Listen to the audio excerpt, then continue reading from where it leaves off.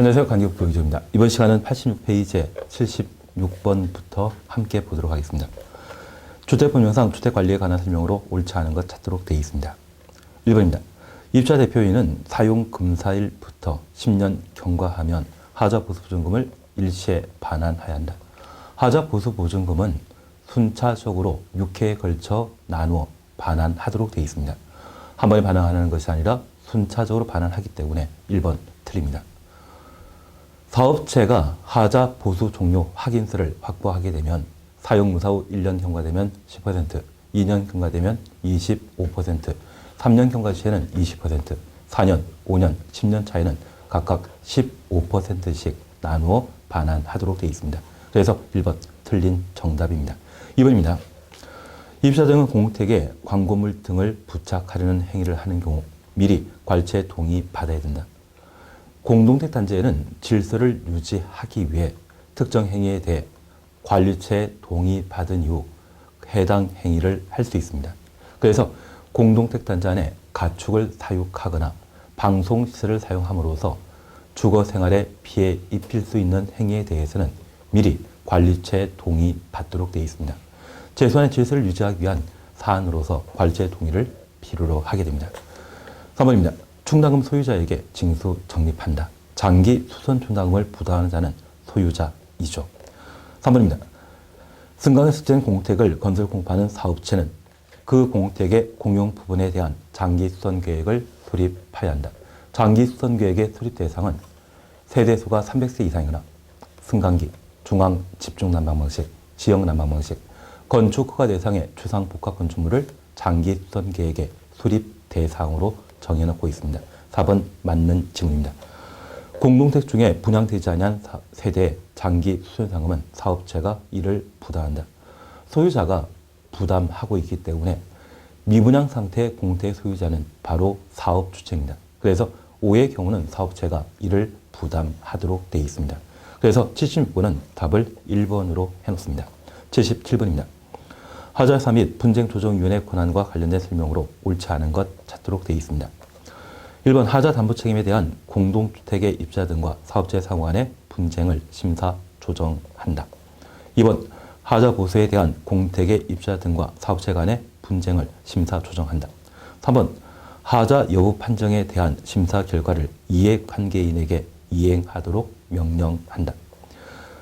하자 여부 판정에 대한 심사 결과를 이해관계인이 이행할 수 있도록 권고할 수 있습니다. 명령하는 것은 행정청이 일반 국민을 대상으로 명령할 수 있고 하자사 및 분쟁조정위원회는 행정청이 아니기 때문에 그 이행을 권고할 수 있습니다. 그래서 3번 틀린 정답입니다.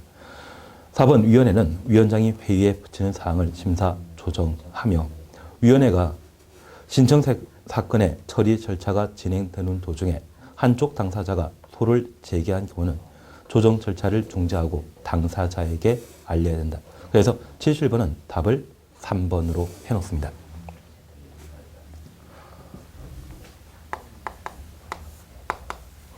공동택에 하자 담보 책임 문제가 발생하게 되면 통상 소송 절차에 따라 분쟁을 해결하게 되었을 때 많은 시간과 비용 부담이 발생하게 됩니다. 이러한 비용 부담을 들기 위해 국토교통부에 설치되어 있는 하자사 및 분쟁조정위원회 조정 신청하고 당사자 사이의 타협을 통해 분쟁을 해결하게 되는데 이 하자사 및 분쟁조정위원회 관할 범위에는 하자 담보 책임 기간 중에 입주자 대표회의 등과 사업체 상호 간의 분쟁 조정 그리고 사업체에게 하자 담보 책임이 인정되게 되면 그 사업 주체와 설계자, 감리자 상호 간의 원인 제공한 자에 대한 책임 소재를 묻기 위한 하자사 및 분쟁 조정을 신청할 수 있습니다. 다만 이 하자사 및 분쟁 조정위원회는 민법의 화해 방법을 채택하여 분쟁을 해결하는 것으로서 분쟁 당사자는 민법의 개념을 정하여 대등 관계인 때만 하자사 및 분쟁 조정위원회 조정 신청할 수 있습니다. 가끔 우리 주변에 이런 일도 있을 수 있겠죠. 시, 군, 구청장에 소속되어 있는 공무원이 어떤 뒷돈을 받고 잘못 공사 완료된 공동택에 사용금사를 내주는 경우가 있습니다. 그러면 그 사용금사 사안에 대해 아파트에 입주한 입자와 시, 군, 구청장 사이에 분쟁이 발생할 수 있는데, 그런 분쟁 관계는 국가기관과 일반 국민 사이의 분쟁에 해당되기 때문에 그러한 사안에 대해서는 행정심판이나 행정소송 등의 쟁송으로 처리하게 됩니다. 그러한 사안들은 하자사 및 분쟁조정위원회 조정 대상이 될 수 없고, 개인과 개인 사이의 분쟁에 대해서만 하자사 및 분쟁조정위원회 조정 대상이 되게 됩니다. 그래서 우리가 구분해 주실 것은, 각종 인허가 처분에 대한 분쟁은 분쟁 당사자가 국가기관이기 때문에 조정거리가 못 된다는 것을 확인했습니다. 이러한 하자사 및 분쟁조정위원회는 국토교통부에 설치되어 있는데, 위원장을 포함한 50명 이내 위원으로 구성되어 있으며, 위원회에는 분과위원회로서 10명 이상 15명 이내 위원으로 구성되게 됩니다. 그리고 분과위원회 하나에는 소위원회를 둘 수 있는데 5명 이내 소위원회를 구성할 수 있습니다. 특별히 이런 위원 자격과 관련되어 주택관리사로서 관리사무자 경력 10년 이상이자, 그리고 대학 교수라고 하면 부교수 이상인 때 하자사 및 분쟁조정위원회 위원으로 위촉될 수 있습니다. 이러한 하자사 및 분쟁조정위원회는 공동체에 발생한 하자 여부를 조사하게 되는데, 이를 하자 감정이라 표현하고,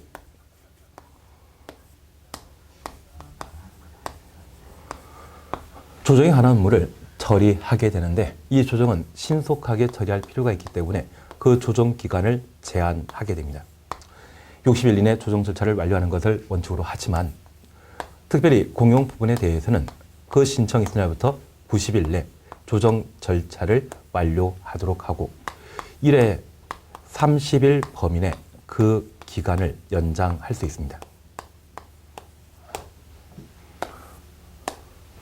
그리고 이 조정 절차와 관련되어서는 분쟁 당사자 중에 일방이 분쟁 조정을 위원회에 신청하게 되면, 신청받은 위원회는 그 상대방에게 조정 신청 사실을 통지하고, 이 상대방이 조정 절차에 응하게 되면 절차가 개시되게 되는데, 절차에 응하지 않거나 또는 조정 도중에 소송을 제기하게 되면 조정 절차는 중단되게 됩니다. 다만 이 상대방 중에 사업체가 분쟁 조정 상대방이라고 하면 이때는 강제 조정 대상으로 정하고, 저 사업체는 조정 절차에 응하여야 합니다. 그리고 이러한 조정 기간 내 조정안을 작성하여 당사자에게 제시하고, 저 당사자가 이를 수락하게 되면 조정서가 작성되게 됩니다. 그리고 이 조정서에 기명 날인이 이루어지게 되면 그 효력을 특이하게 재판상 화해 효과가 있는 것으로 파악하게 됩니다. 사실 통상적인 조정 절차와 관련된 분쟁 당사자의 합의가 이루어지게 되면 단순한 합의만 인정합니다. 여기 재판상 화해라고 하는 것은 법원 판사 앞에 분쟁 당사자가 서로 타협한 때에 재판상 화해 효력을 인정하고, 이에 대해서는 불가쟁력, 더 이상 따지지 않고 기판력의 효력이 발생하게 됩니다. 더 이상 소송할 필요 없습니다. 반면에 합의만 성립한 것으로 인정하게 되면 그 합의가 이행되지 않았을 때 또다시 소송 절차가 제기되는 경우가 있습니다. 가끔 신문에 탤런트 시켜주겠다고 어떤 금전적인 대가를 받는 경우가 있습니다. 그러한 약속을 이행하지 않았다고 하면 그 자체가 사기죄가 성립되게 되는데, 예전에 모 연예인이 결혼이 임박했다 해서 그 사기가 인정되어 수사가 진행되었을 때 결혼 뒤에 돈을 돌려주겠다고 상호 합의한 적이 있습니다. 그런데 실제 그 기한이 도래하도록 그 돈을 변제하지 못해 또다시 소송 절차가 진행되는 사건이 있더라고요. 그래서 여기 단순한 합의에 대해서는 약속 이행 문제가 별도 발생하기 때문에 공동체에 발생한 하자에 대해서는 방치에서는 큰 안전상의 문제가 발생할 수 있죠. 신속한 하자 보수가 이루어지도록 조정 절차와 관련된 결론에 대해서는 단순한 합의가 아닌 재판상 화해 효력을 인정하게 됩니다. 특별히 이러한 재판상 화해 효력과 관련되어 공용 부분이 분쟁 조정 거리였다고 하면 이 공용 부분과 관련되어서는 전체 입자 5분의 4 이상의 동의 얻은 때만 재판상 화해 효력을 인정하게 됩니다.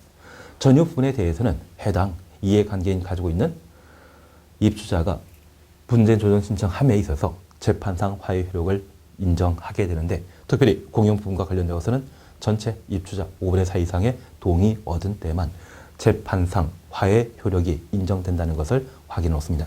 그리고 이러한 절차에 대해서는 비공개리에 진행되게 되는데, 아파트에 발생한 하자를 공개적인 조정 과정에서 알려지게 된다고 하면 집값 떨어질 수 있죠. 그래서 이 조정 절차에 대해서는 비공개리에 진행하는 것을 특징으로 하게 됩니다. 그래서 77번과 관련되어서는 13회 기출문제로서 하자 3위 분쟁조정위원회 조정 대상이 무엇인지, 그리고 심사 결과에 대해 이해관계인에게 이행하도록 권고할 수 있다는 점을 확인하시면서 답을 3번으로 해놓습니다. 78번입니다. 하자 3위 분쟁조정위원회 관한 설명을 옳지 않은 찾도록 되어 있습니다. 주택법에 따른 담보책임 및 하자 보승과 관련된 심사 조정을 위해 국토교통부에 하자3 및 분쟁조정위원회 둔다. 이번 위원회는 위원장 1명을 포함한 15명 이내 위원으로 구성한다. 50명 이내로 구성하고 분과위원회는 10명 이상, 15명 이내이죠. 만약 분과위원회 구성원을 10명이라는 말 빼버리고 15명 이내로 구성한다 라고 하면 틀립니다. 반드시 10명 이상, 15명 이내로 구성한다. 그래서 2번 틀린 정답입니다. 3번입니다. 위원회로부터 분쟁조정 통지받은 사업체는 분쟁조정에 응하여야 한다. 강행 규정이라는 것 확인해 놓으시고, 조정서 내용에 대해서는 재판상 화해와 동일한 효력을 인정합니다. 그리고 민사조정법을 일부 준용한다는 것 확인만 해놓습니다. 그래서 78번은 답을 2번으로 해놓습니다. 79번입니다. 장기수선 계획에 관한 설명으로 옳지 않은 찾도록 되어 있습니다. 여기 장기수선 계획은 공동택은 다양한 시설 설비가 갖춰져 있습니다. 각각의 설비에 있어서는 그 사용 연한이 존재하는데, 그 사용 연한이 지날 때까지 제대로 교체 보수하지 않는다고 하면 큰 사고가 발생할 수 있고, 그러한 부품이 잘못되었다고 하면 다른 부품에까지 손상을 끼치는 경우가 있습니다. 그래서 우리가 자동차를 이용하게 된다고 하면 차계부라는 것을 작성하여 윤활유를 채워 넣었을 때 일정 정도 시간, 일정 정도의 거리를 운행하게 된다면 미리 윤활유 교체하죠. 그처럼 공동체 기능을 유지할 목적으로 공동체에 존재하는 각종 시설 설비에 대한 적정한 시기의 교체, 보수에 관한 일들을 처리하기 위해 특정 공동체에 있어서는 장기수선 계획을 수립합니다. 이 장기수선 계획의 수립 대상은 300, 승강기, 중앙진동방식, 지역 난방방식, 건축허가 대상의 주상복합 건축물의 경우는 주택법령에 따라 강제적으로 장기수선 계획을 수립하고 있습니다. 1번입니다. 장기수선 계획에 따라 주유소를 교체하거나 보수하지 아니한 입주자 대표 회의 대표자에 대해서는 1,000만 이하의 과태료를 부과한다. 1번 만약입니다. 그래서 장기수선 계획에 따라 공유인 주유소를 교체 보수하지 않았다고 하면 입주자 대표자에게 과태료 1,000만 원을 처하도록 되어 있습니다. 2번입니다. 지역 난방 방식의 공태를 건설한 사업체는 장기수선 계획을 수립할 의무 없다.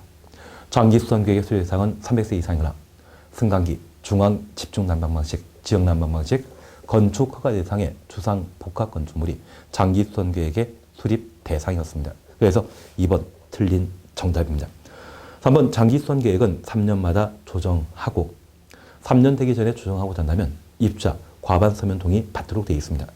장기수선 계획의 3년 전 조정 시에는 입주자 과반 서면 동의 필요하다는 것 확인해 놓습니다. 4번입니다. 사용검사권자는 사업체 또는 리모델하는 자에게 장기수선 계획의 보완을 요구할 수 있다. 300세 이상의 공태를 건설한 사업 주체 또는 리모델하는 자는 사용검사 신청 시에 장기수선 계획을 수립하여 사용검사권자인 시군구청장에게 제출하도록 되어 있습니다. 제출받은 사용검사권자는 관리처에게 이를 인계하게 되는데, 그 장기수선 계획 중에 뭔가 부족한 점이 있다고 하면 사용검사권자인 시군구청장이 보완을 요청할 수 있습니다. 4번 맞는 이야기입니다. 그리고 5번 사용검사 신청 시에 장기수선 계획을 사용검사권자에게 제출해야 한다. 그러면 이 장기수선 계획은 300세 이상의 공동택의 공용인 주유시설을 교체 보수하기 위해 수립하는 제도로서 수선에 관한 계획이라는 것을 확인해 놓습니다. 그러면 이러한 장기수선 계획을 수립, 조정하게 되는데 장기수선 계획의 수립은 300세대 이상의 공태를 건설했던 사업 주체, 리모델링 하는 자가 장기수선 계획을 수립하고 사용공사 신청 시에 사용공사권자에게 제출하게 됩니다. 그리고 이렇게 수립한 장기수선 계획에 대해서는 입주자 대표회의 및 관리주체가 장기수선 계획을 3년마다 조정하며 3년 되기 전에 조정하고자 한다면 전체 입주자 과반 동의 받은 때 장기수선 계획을 3년 되기 전에 조정할 수 있습니다. 그리고 이렇게 수립 조정된 장기수선 계획에 따라 주요 시설을 교체 보수하도록 되어 있습니다. 특별히 공용인 시설 설비는 사용 금사일부터 하자 담보 책임이 적용되게 되는데 3년마다 장기수선 계획을 조정하도록 되어 있습니다. 그러면 이 세 번째 3년 사이에는 대부분의 시설이 하자 담보 책임 기간이 경과되었고 이때 적정한 기능을 유지하기 위해 교체 보수하게 되는데 단지 내 존재하는 시설 중에 30개 정도를 교체 필요하다고 하면 그 30개 교체 보수 공사에 필요한 비용을 장기 수선상으로 징수하게 됩니다. 공동대에 설치한 엘리베이터의 경우에는 15년 경과된 데 교체하도록 되어 있습니다. 그러면 15년 경과되어 장기 수선 계획을 조정하게 된다면 그 승강기에 대한 교체 비용을 그 3년 사이에 공대 소유자에게 부과 징수하고 그렇게 확보된 재원으로 장기 수선 계획에 정하고 있는 공용인 시설 설비에 대한 교체 보수 공사를 하게 되는데 이를 위반하게 되면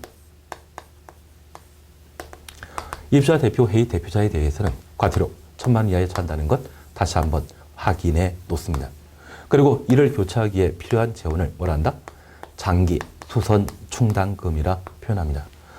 충당금은 소유자가 비용 부담하도록 되어 있고 그 적립 요일에 대해서는 관리 규약이 정하며 적립 금액에 대해서는 장기 수선 계획에 따르도록 되어 있습니다. 그러면 두 번째 3년 차에는 한 20개를 교체할 필요가 있고 이 20개 교체 공사 비용이 2억 원으로 계산하는 반면 30개 교체할 세 번째 조정 시기에는 한 4억이 필요하다. 이러한 공사 금액이 계산되게 된다고 하면 이를 3년에 걸쳐 소유자에게 부과 징수하게 됩니다. 그리고 이렇게 확보된 장기 수선 충당금은 장기 수선 계획에 따라 사용하도록 되어 있습니다. 장기 수선 계획에 따라 공용시설 설비를 교체 보수하기 위해 충당을 사용하고 난다면 관리처는 장기 수선 충당금 사용 계획서를 수립하고 입주자 대표회의의 의결을 거쳐 충당금을 사용하게 됩니다. 반면 장기 수선 계획과 관계없이 충당을 사용하고자 한다면 그 사용 용도에 대해서는 법으로 정해져 있는데 세 가지 사항입니다. 하자 예산 및 분쟁 조정 비용, 하자 진단과 하자 감정 비용. 이러한 세 가지 비용에 대해서는 신청한 자가 미리 비용을 선납하도록 되어 있습니다. 그리고 그 절차가 완료되게 되면 당사자 합의로 비용 부담 비율을 결정하게 되는데 합의가 이루어지지 않다면 하자 예산 및 분쟁 조정위원회에서 부담 비율을 결정하게 됩니다. 그러면 해당 아파트 단지에서 하자 예산 및 분쟁 조정과 관련된 비용을 선납했는데 상대방이 이를 돌려주지 않는다고 하면 그 부분에 대해 반환받기 위한 소액 사건과 관련된 소송을 제기할 수 있을 겁니다. 그런 비용으로만 사용할 수 있고 이런 비용으로 사용하고자 한다면 돈을 냈던 입주자 과반 동의 받은 때 장기 수선 계획과 관계없는 다른 용도로 사용할 수 있습니다. 다만 이러한 용도에 대해서는 이미 법으로 정해져 있다는 것을 다시 한번 확인해 놓습니다. 그래서 79번은 답을 2번으로 해줍니다. 장기수선 계획의 수립 대상 구분해 놓습니다. 80번입니다. 장기수선 계획과 장기수선 충당금에 관한 설명으로 옳지 않은 것 찾도록 되어 있습니다. 입주자 과반 서면 동이 있더라도 장기수선 당금을 하자 진단, 하자 감정에 드는 비용으로 사용할 수 없다. 입주자 과반 동이 있다고 하면 장기수선 충당금은 하자 진단 등의 비용으로 사용할 수 있죠. 그래서 1번 틀린 정답입니다. 장기 수선 계획에 따라 충당금 사용하는 것과 장기 수선 계획과 관계없이 충당금 사용하게 되었을 때 법으로 사용 용도를 정해놓고 있다는 것 기억하시고 그 용도에 대해서는 하자사 및 분쟁 조정 비용, 하자 진단, 하자 감정 비용 그리고 그 비용을 돌려받기 위한 반환 비용으로 사용할 수 있는 겁니다. 2번입니다. 입주자 대표 회의와 관리처는 장기 수선 계획을 국토교통부령이 정한 바에 따라 조정할 수 있다. 장기 수선 계획 수립하는 자는 300세대 이상의 공터를 건설했던 사업 주체 또는 리모델한 자가 장기 수선 계획을 수립하고 조정은 입주자 대표 회의와 관리체가 3년마다 조정하고 있습니다. 3번입니다. 충당금은 소유자에게 징수 적립한다. 장기 수선 충당금과 안전 진단 실시 비용에 대해서는 소유자에게 구분 징수하고 있습니다. 4번 중앙 기준 난방 방식의 공동택에 장기 수선 계획 수립해야 한다. 이 4번은 장기 수선 계획의 수립 대상에 관한 사항으로 옳은 이야기입니다. 그리고 5번입니다.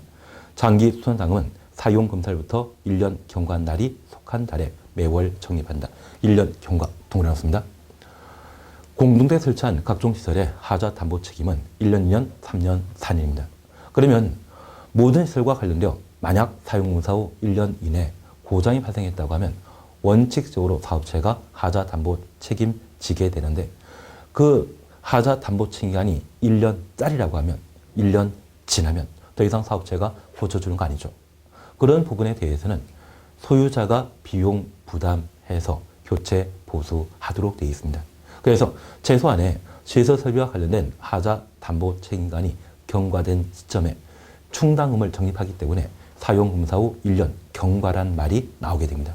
그리고 그날이 만약 10일이었다고 하면 매달 말일에 관리비를 부과 징수하는데 10일날 충당금을 부과 징수하기 위한 절차를 진행하게 되면 이중적인 비용 부담 발생하게 됩니다. 관리비와 통합 보지하는 것도 방법이겠죠. 왜 속한 달에 충당금을 징수 적립하는지 취지 이해하셨습니다. 그래서 1년 경과한 날이 속한 달에 매월 적립한다. 확인해 놓습니다. 80번은 답을 1번을 넣습니다. 81번입니다. 장기 수선당금 적립 등에 관한 설명으로 옳지 않아 찾도록 되어 있습니다. 1번 관리처는 장기 수선 계획에 따라 공동택의 주요시설의 교체, 보수에 필요한 충당금을 소유자에게 징수하여 적립한다. 2번입니다. 장기 수선 사용은 장기 수선 계획에 따르지만 입자 가반 서면 동의 얻은 경우는 하자 진단, 하자 감정 비용으로 사용할 수 있다. 3번입니다. 충당금은 사용검사일부터 1년 경과 날이 속한 달에 매월 적립한다. 날, 달 다시 한번 확인하십니다. 미분양 공택에 대해서는 사업체가 비용 부담한다. 당연한 이야기죠. 그리고 장기 수선 당금은 분양 전환 승인받은 건설 임대택의 경우 임대사업자가 관리처에게 관리 업무를 인수인계한 날이 속한 달에 다음 달부터 매월 적립한다. 인수인계한 날이 속한 달에 매월 적립하도록 되어 있습니다. 다음 달이란 말 자체가 잘못되었습니다. 답을 5번으로 해놓습니다. 그러면 장기 수선 계획과 관련된 사항 그리고 충당금에 관한 사항 살펴보셨는데 잠깐 장기 수선 충당금과 관련된 특례 사항들을 하나 살펴놓습니다.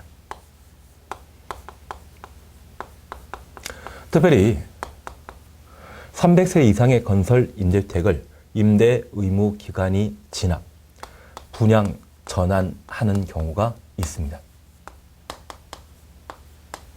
그러면 이러한 분양 전환 시 장기 수선상의 적립률과 그리고 적립 시기에 관한 사항을 각각 살펴보시는데 사실 건설 임대주택은 민간 임대법이나 공공주택법이 정하는 바에 따라 특별 수선 충당금을 임대주택의 소유자인 임대사업자가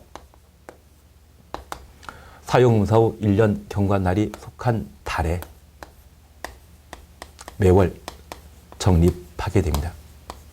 그리고 이 특별 수선상의 적립률에 대해서는 법으로 정하고 있는데 특별히 임대 의무 기간이 4년, 8년에 해당되는 민간 임대주택으로 건설 임대택의 경우는 표준 건축비의 10,000분의 1을 적립요율로 측정해서 특별수당금을 징수 적립하게 됩니다. 그래서 특별수당금 부담한 자는 누구이다? 임대사업자. 적립시기 사용무사 후 1년 경과날이 속한 날에 매월 적립하도록 되어 있습니다. 그런데 저 임대주택을 임대 의무 기간이 지나 분양전환하게 되면 첫 세대가 분양한 때, 이때를 분양전환 시기라 판단하게 됩니다. 그런데 첫 세대가 분양전환하게 되면 나머지 세대는 아직 임대사업자 소유죠. 주민 자발적인 관리 규약이나 주민 자발적인 관리 방법 등의 결정이 이루어지지 않습니다. 최소한 과반수가 분양 전환돼야만 주민 자발적인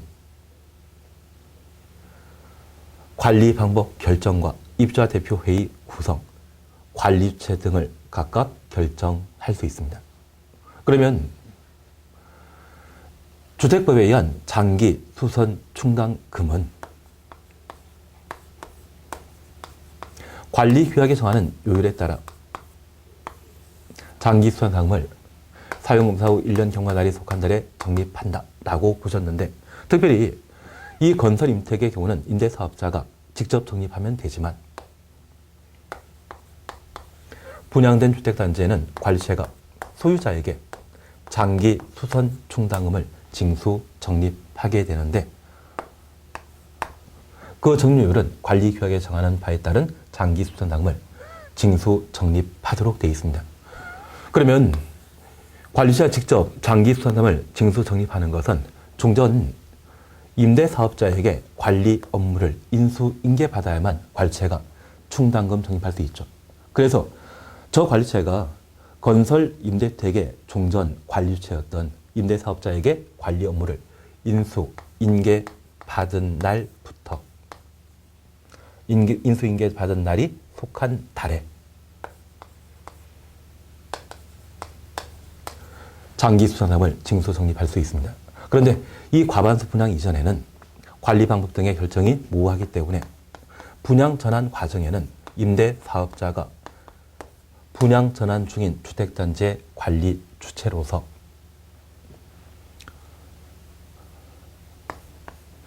민간임대법이 정하는 시기 사용무사 후 1년 경과날이 속한 달에 매월 적립하도록 되어 있습니다.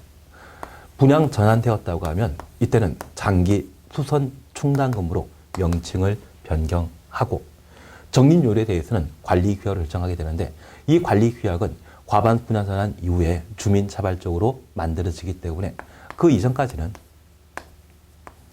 민간임대법이 정하는 적립요율에 따라 장기 수선 충당금을 적립하게 됩니다. 그래서 이 장기 수선 충당금은 분양 전환 이전에는 특별 수선 충당금이었고, 한 세대라도 분양 전환되게 된다면 그때는 장기 수선 충당금으로 명칭을 변경하게 됩니다. 다만 과반수 분양 전환하여 주민 자발적인 관리 규약이 정해지기 전까지는 그 적립요율에 대해서는 민간임대법이 정하는 적립요율에 따라 장기 수선 당금을 임대사업자가 사용검사 후 1년 경과한 날이 속한 달에 매월 적립하게 되고, 과반수 분양 전환 이후 관리처가 새로 존재하게 된다면 저 임대사업자로부터 관리 업무를 인수인계받는 날이 속한 달에 매월 적립하도록 되어 있습니다. 그래서 관리 업무 인수인계 이루어진 날이 속한 달에 관리처가 충당금을 적립한다는 것 확인해 놓습니다. 그래서 다음 달부터 매월 적립한다, 이 말 자체가 잘못된 것으로 판단해 놓습니다. 81번 답을 5번에 넣었습니다. 82번입니다. 공택 행위 제한에 관한 설명으로 옳지 않은 것 찾도록 되어 있습니다. 여기 행위 제한은 공동택단지의 해로운 행위를 말하는데, 이러한 해로운 행위에 대해서는 원칙적으로 규제 대상입니다. 다만 부득이하게 필요하다고 하면 입주자 등은 시, 군, 구청장에게 허가받거나 신고하고 해당 행위를 할 수 있는데, 이 행위 제한 대상인 것과 행위 제한 대상에서 제외되는 것을 구분해 주셔야 됩니다. 그래서 특정 행위와 관련되어 끝에 교체, 난방 방식의 변경, 그리고 공유 아닌 복리시설의 비내력벽 철거, 그 세 가지에 대해서는 행위 제한 대상에서 제외시키고 있습니다. 그래서 1번 공택의 비내립 철거하는 행위는 허가를 요한다. 허가 대상입니다. 다만 공유 아닌 복리설의 비내력벽 철거 시에는 허가 없이 할 수 있습니다. 2번입니다. 그 배수관의 배관 설비를 교체하는 경우 허가 또는 신고 요한다. 배관 설비의 교체라는 말로 끝나게 된다면 허가 신고 없이 그냥 할 수 있습니다. 그래서 2번을 틀린 정답을 해놓습니다. 3번 창틀 문틀의 교체. 4번 지하층을 주민 공동시설로 활용하는 경우 대피 시도 사용하는데 지장 없어야 된다.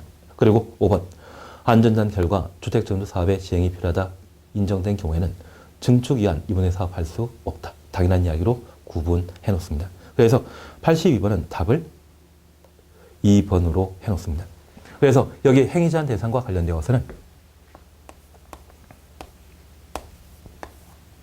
공동택의 안전상 해로운 행위이기 때문에 원칙적으로 규제하고 있지만 부득이한 사정이 인정된다면 시, 군, 구청, 장에게 허가받거나 신고함으로써 제한되어 있는 행위를 할 수 있습니다. 이러한 행위 제한 대상과 저 행위 제한 대상에서 제외되는 경우 이를 각각 구분하는 것이 여기에 주된 사안인데 교체 또는 난방만 변경 그리고 최근 개정된 사항으로 아파트 단지 안에 공유 아닌 복리설 단지 내 상가 건물이 있습니다. 그 상가 건물의 비내력벽 철거는 시, 군, 구청장의 허가 신고 없이 그냥 할 수 있다. 그렇게 구분해 놓습니다. 83번입니다. 리모델링 기본계획 수립권자 및 대상 지역에 관한 설명으로 옳지 않은 것 찾도록 되어 있습니다. 여기 리모델링 기본계획은 세대수 증가형 리모델링 사업을 통해 도시 과밀화 현상이 발생하거나 이주 수요가 집중되는 것을 방지하기 위해 수립하는 행정계획을 리모델링 기본계획이라 표현합니다. 그래서 리모델링 기본계획은 세대수 증가형 리모델링 사업과 맞물려 있는 행정계획이라는 것 구분해 놓으시는데 세대수 증가형 리모델링 사업을 시행하게 되면 사용금사 후 15년 경과된 공동택에 대해서는 증축하는 리모델링 사업 할 수 있고 특별히 세대수 증가형 리모델링 사업은 기존 세대수의 15%까지 세대수를 늘릴 수 있습니다. 그래서 200세대인 아파트를 세대수 증가형 리모델링 사업을 시행하게 되면 230세대가 되게 되는데 동일한 단지에 30세대가 더 살게 된다고 하면 과밀화 현상 보일 수 있죠. 이러한 문제들을 지정하기 위해 수립하는 행정계획을 리모델링 기본계획이라 표현합니다. 1번입니다. 특별시장, 광역시장, 대주시장은 리모델링 기본계획 수립하여야 한다. 2번 리모델링 기본계획은 도시 과밀 방지 등을 위한 계획적 관리와 리모델링의 원활한 추진을 지원하기 위한 사항으로서 조례가 정하는 사항을 포함하여야 한다. 3번 리모델링 기본계획은 5년 단위로 수립하여야 한다. 리모델링 기본계획은 10년 단위로 수립하고 5년마다 타당성 검토하도록 되어 있습니다. 그래서 3번에 리모델링 기본계획의 계획 기간이 잘못되었습니다. 4번 기본계획의 작성 기준 등은 장관이 결정한다. 5번 세대수 증가의 리모델링에 따른 도시 과밀 우려가 적은 경우에는 리모델링 기본계획의 수립을 생략할 수 있습니다. 그래서 답을 3번으로 해놓습니다. 그러면 리모델링 기본계획의 계획기간을 18회 시험에 출제했다고 하면 얘를 연속해서 시험에 내게 되었을 때 기본계획의 내용을 시험에 다룰 수 있습니다. 여기 리모델링 기본계획의 기본적인 내용에 대해서는 세대수 증가형 리모델링 사업과 관련된 폐해를 방지하기 위한 내용을 기본계획 내용으로 담게 됩니다. 그래서 이번에 수직 증축형 리모델링의 수요 검토. 리모델링 기본계획의 수립 목적이 세대수 증가형 리모델링 사업과 관련된 도시 과밀화 현상을 방지하기 위한 행정계획이었던 점을 기억해 주신다면 수직 증축형 리모델링 사업은 리모델링 기본계획과 직접 연관성이 없습니다. 그래서 2번 틀린 답으로 해놓습니다. 85번입니다. 리모델링에 관한 설명으로 틀린 것 찾도록 되어 있습니다. 1번입니다. 세대수가 증가하는 리모델링을 하는 경우 기존 주택의 권리 변동 등에 관한 권리 변동 계획을 수립하여 사업계획 승인, 행위허가 받아야 된다. 권리 변동 계획 동그라미 해놓습니다. 그러면 세대수가 동일한 1대1 리모델링 사업을 시행하게 되면 공동택에 있어서는 주종 관계가 있습니다. 전유 부분이 주물이고 공용 부분과 대지 사용권이 종물에 해당되게 되는데 이러한 공용 부분과 대지 사용권에 대해서는 그 지분이 전유 부분의 면적에 비례하도록 되어 있습니다. 그러면 1대1 리모델링 사업이라고 하면 크게 문제 없지만 세대 순환을 하게 되면 공용 부분에 대한 지분과 대지 사용권 달라져야 되죠. 그런 변동 사항에 관한 사항을 권리 변동 계획에 반영하여 리모델링에 대한 인허가를 받도록 되어 있습니다. 그래서 1번 세대수 증가형 리모델링 사업과 맞물리는 것으로서 권리 변동 계획 확인해 놓습니다. 2번입니다. 특별시장 등은 5년마다 리모델링 기본 계획의 타당성 여부를 검토하고 그 결과를 기본 계획에 반영해야 한다. 타당성 검토. 5글자입니다. 그래서 타당성 검토는 5년마다 이루어집니다. 3번입니다. 리모델링 기본 계획 수립 대상 지역에서 세대수 증가형 리모델링 허가하는 경우 시군구청장은 기본 계획에 부합하는 범위에서 허가해야 한다. 4번입니다. 증축형 리모델링 하려는 자는 시군구청장에게 안전진단 요청하여야 하며 요청받은 시군구청장은 증축 가능 여부를 확인하기 위하여 안전진단 실시해야 한다. 그래서 증축형 리모델링 사업에 있어서는 안전진단이 필수 절차라는 것을 확인해 놓습니다. 5번입니다. 시군구청장은 수직 증축형 리모델링 하려는 자가 건축법에 따른 건축위원회 심의 요청하는 경우 구조계획상 증축 범위 적정성 등에 대해 안전진단 전문기관에 안전성 검토를 의뢰하여야 한다. 시군구청장은 수직 증축형 리모델링 여부를 파악할 목적으로 리모델링 사업과 관련된 안전진단을 실시하게 되는데 이때 안전진단 실시기관은 한국시설안전공단, 한국건설기술연구원에 안전성 검토를 의뢰하도록 되어 있습니다. 그래서 안전진단 전문기관이라고 하는 개인 사업자에게 안전성 검토 의뢰하는 것이 아니라 한국시설안전공단, 한국건설기술연구원에 안전성 검토를 의뢰하게 됩니다. 그래서 85번은 답을 5번으로 해놓습니다. 그러면 잠깐 구분해 보겠습니다. 현재 리모델링 사업과 관련되어 사용검사 후 10년 경과된 공동택의 리모델링 사업을 시행하게 되면 대수선형을 실시할 수 있고 증축형 리모델링 사업은 사용검사 후 15년 경과된 공동택이 증축형 리모델링 사업의 시행 대상이 되게 됩니다. 그러면 이러한 증축형 리모델링 사업을 시행하게 된다고 하면 공동택은 재건축과 달리 내력 구조부를 계속 유지한 상태에서 공택의 노화를 억제하고 그 기능을 향상시키기 위한 사업을 시행하는 것이기 때문에 현재 내력 구조부에 해당되게 되는 기둥, 내력벽 등이 증가되는 건축물의 무게를 수행할 수 있는지 그리고 사용무사 후 15년 경과되어 아직 쓸만한지 조사해야 되죠. 그래서 증축형 리모델링 사업과 관련되어서는 안전진단을 실시하고 리모델링 여부를 판단하도록 되어 있습니다. 반면 대수형 리모델링 사업은 안전진단 없습니다. 대수선형 때는 안전진단 실시하지 않고 증축형 리모델링 사업일 때만 안전진단을 실시하게 됩니다. 그리고 이러한 안전진단 이후 리모델링 사업과 관련된 인허가권자인 시군구청장은 리모델링 사업에 대한 허가 그리고 늘어난 세대수가 30세대 이상이라면 사업계획 승인해 주게 됩니다. 그래서 이 안전진단은 리모델링에 대한 인허가 받기 전에 미리 이루어지는 사전적 절차라는 것을 이해해 놓습니다. 그리고 이러한 증축형 리모델링 사업에 있어서는 또다시 세대수 증가형 리모델링 사업과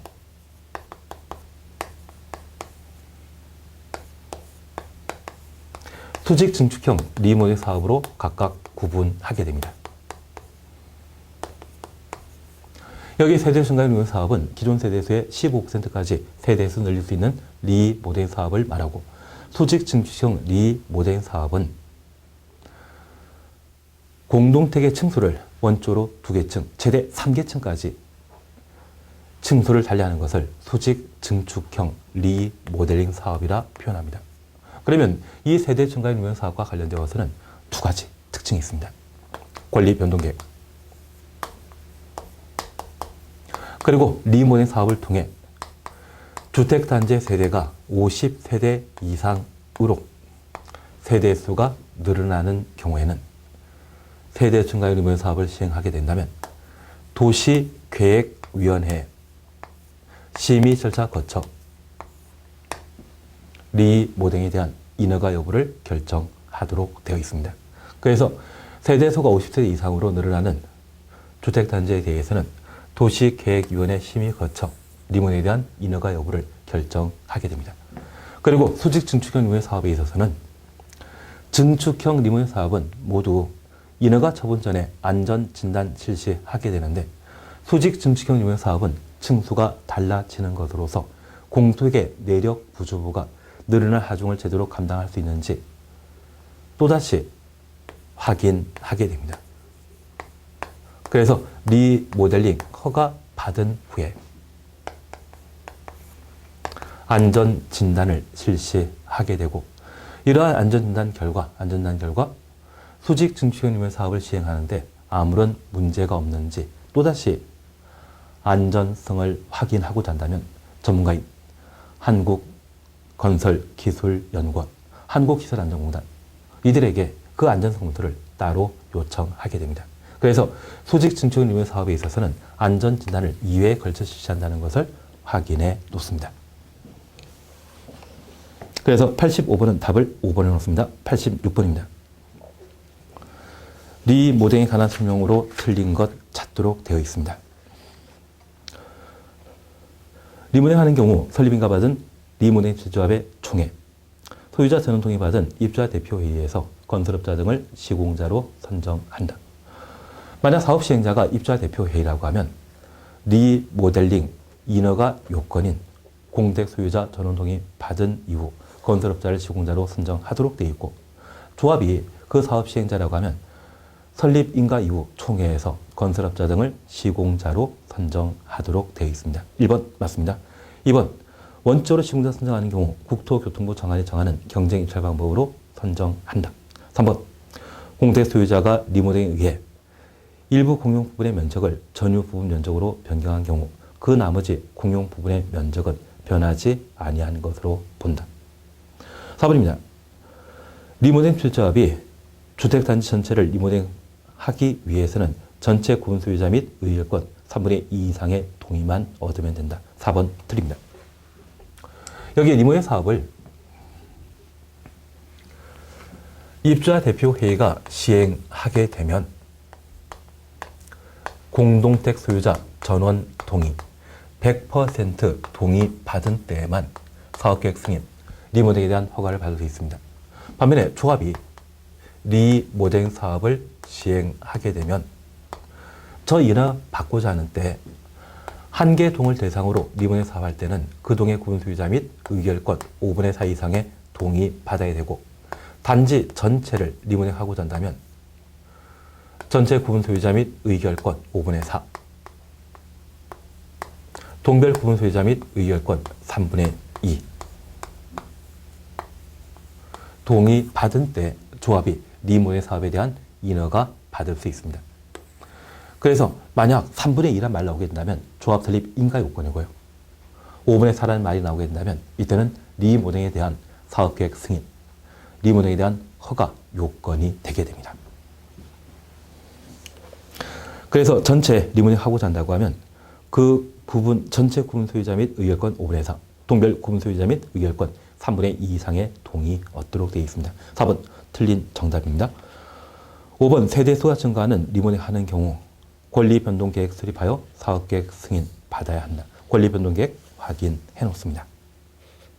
그래서 86번은 답을 4번으로 해 놓습니다. 87번입니다. 공동택의 층간소음 방지에 관한 설명으로 옳지 않은 것 찾도록 되어 있습니다. 여기 층간소음 문제는 공동생활하게 되는 아파트 단지에서는 단지 주민 상호 간에 다양한 분쟁거리가 되고 있습니다.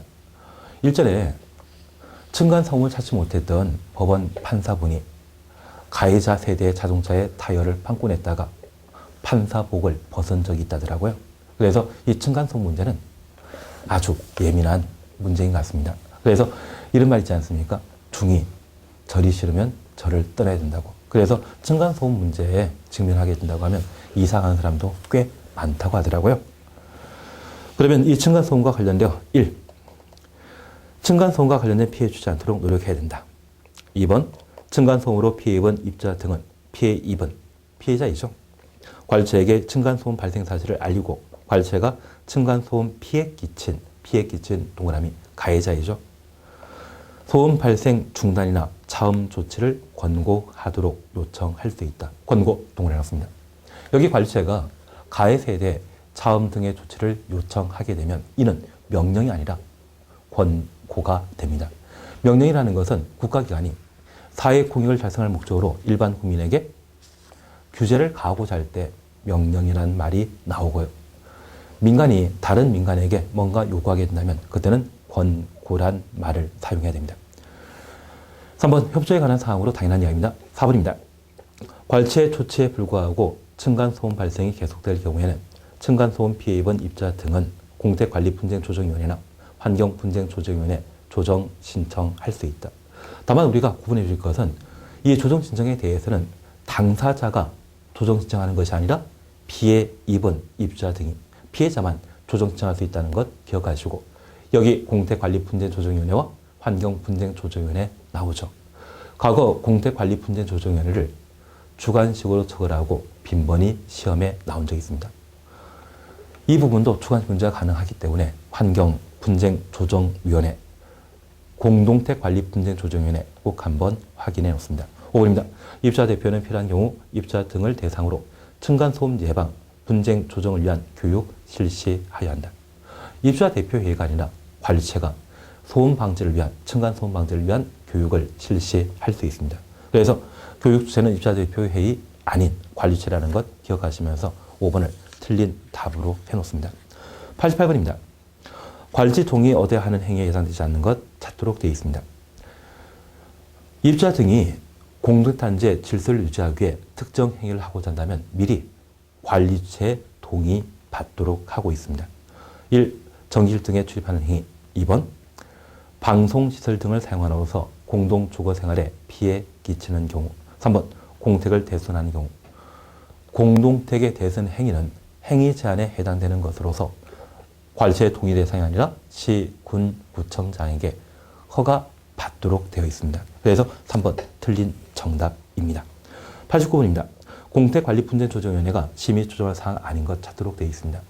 여기 공택관리분쟁조정위원회는 공택관리와 관련되어 공동택 단지 안에 구성원 상환에 분쟁이 발생하게 되면 그 분쟁을 해결하는 기능을 가지게 됩니다.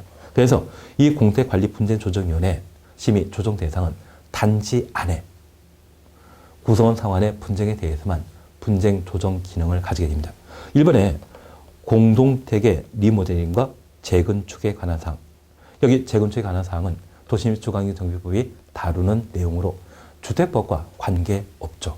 그래서 리모델링에 관한 사항은 심의조정 사항이 될 수 있지만 재건축에 관한 사항은 조정 대상이 아닙니다. 그래서 답을 1번으로 해놓습니다. 2번 자치관리기구의 구성 등. 3번 관리비 등의 징수 사용. 4번 공택의 공용 부분의 유지.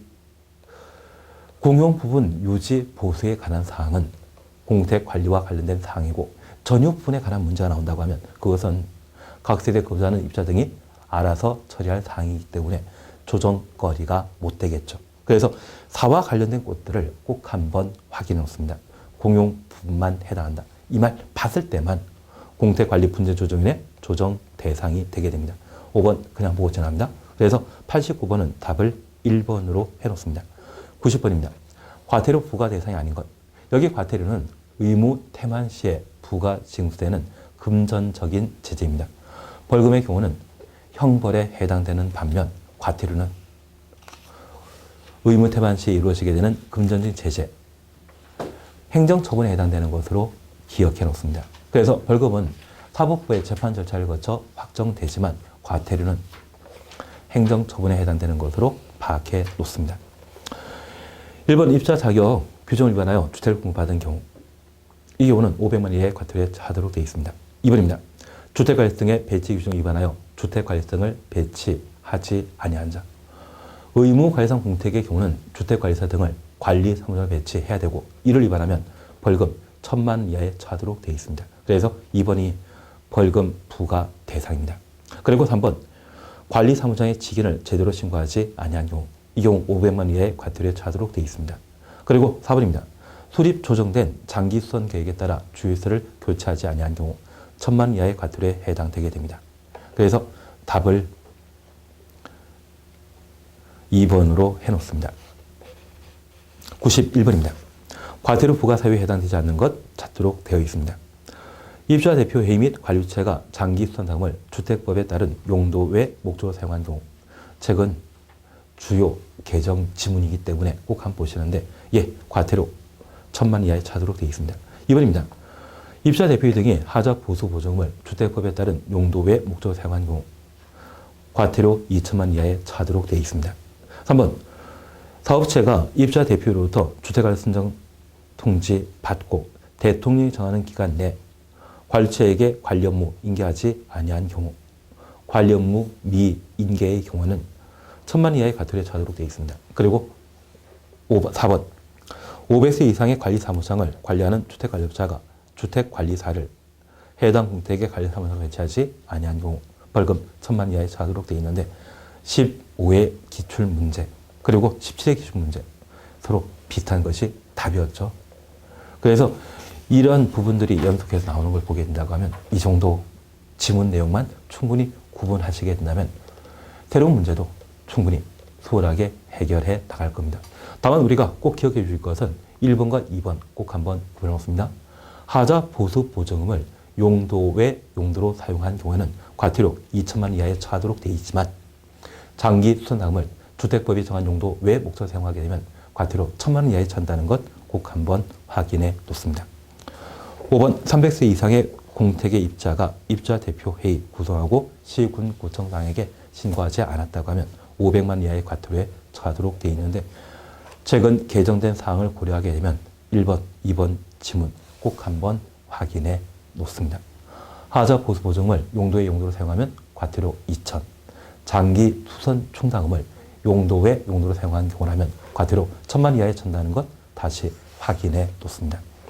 이번 시간 여기까지 함께 하시고 다음 시간에는 기입형 문제에 관한 사안들을 함께 살펴보도록 하겠습니다. 수고하셨습니다.